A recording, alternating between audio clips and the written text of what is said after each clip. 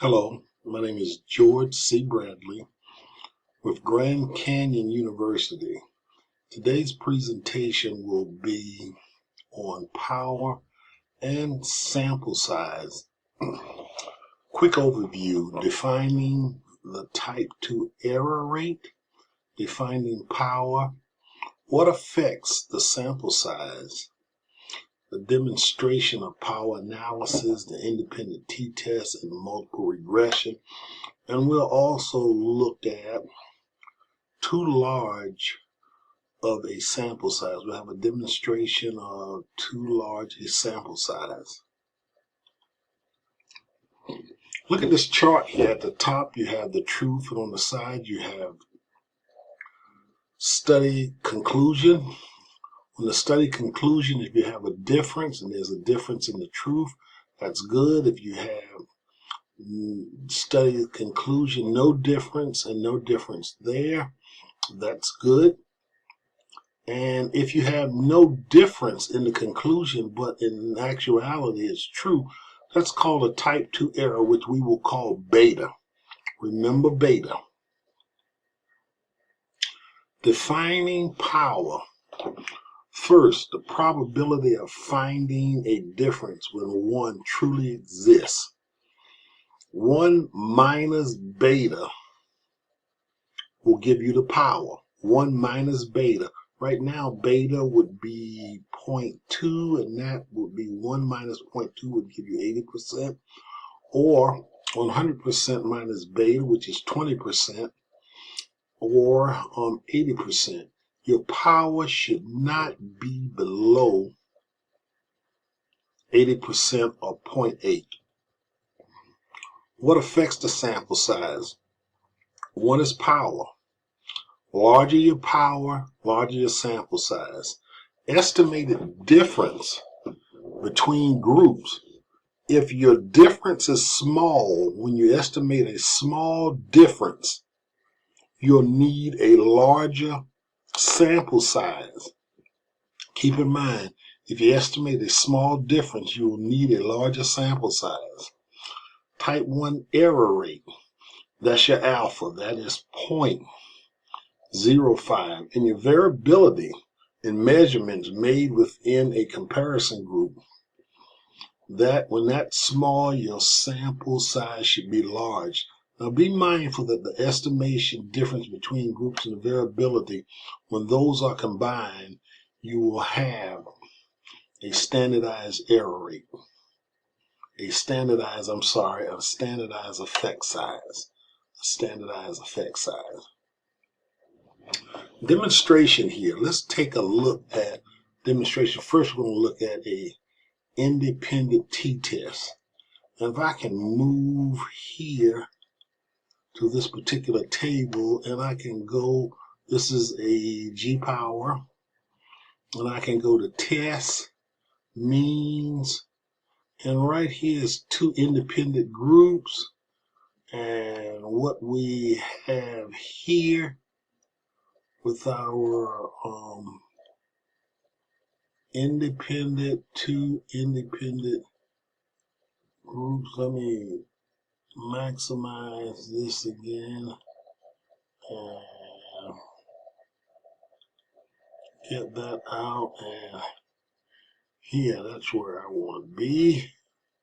And right here, the tail, one or two tail will be determined by the hypothesis, the effect size. This is medium, alpha.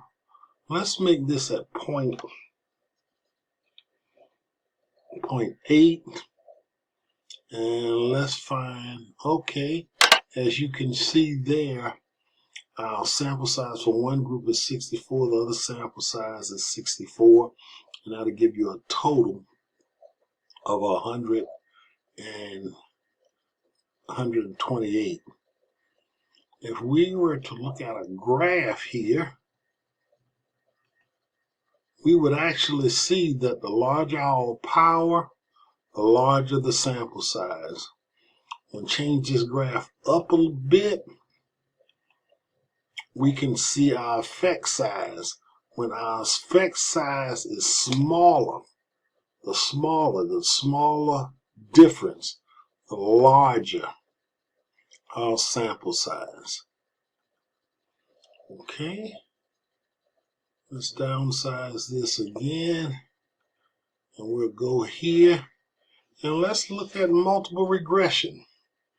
Multiple regression, we can see a minimum effect size 1.15. That's medium for that. Alpha level power, we can see that. Let's look at it from here. We can go to our G power. We can go right here to correlation and regression. We want to look at that fixed model R squared deviation from 0. That's the one that's normally used. When we go there, we have everything that we talked about in place. We have 2 predictors.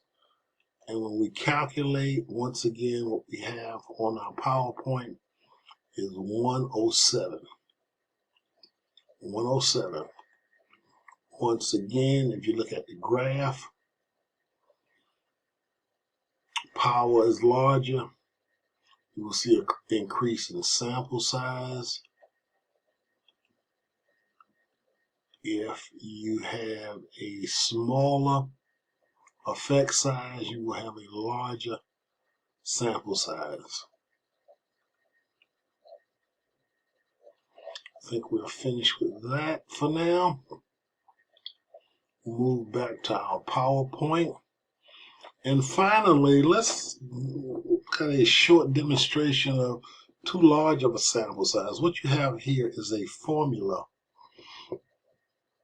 of a one sample t-test, and one sample t-test.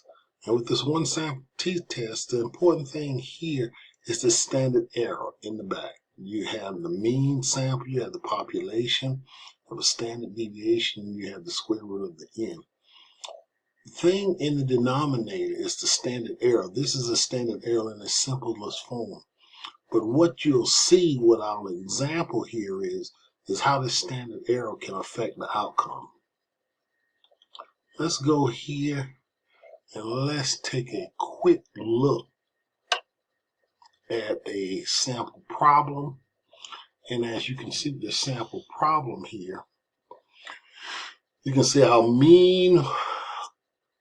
sample mean is student athletes, our population is university standard deviation, sample size. And since the student athletes are smaller than the university, you have a negative. If this is significant, it would have to be a negative 1.65. Negative 1.65. You can see right here with 20, that's not close to a negative 1.65. Well, let's change this to 45. If we were to do a correct power analysis, we would probably have around 45.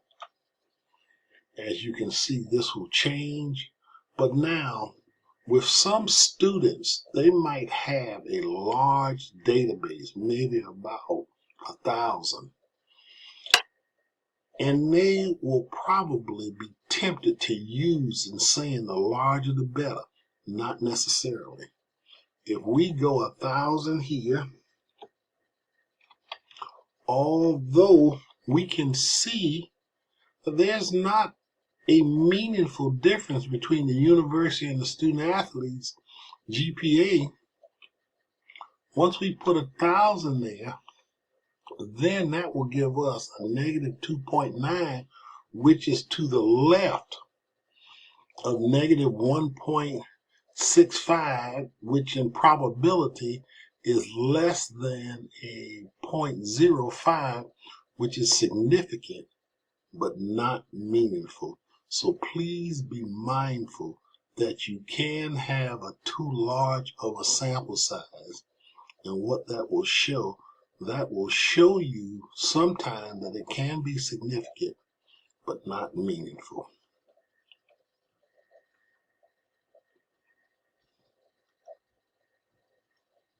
Thank you.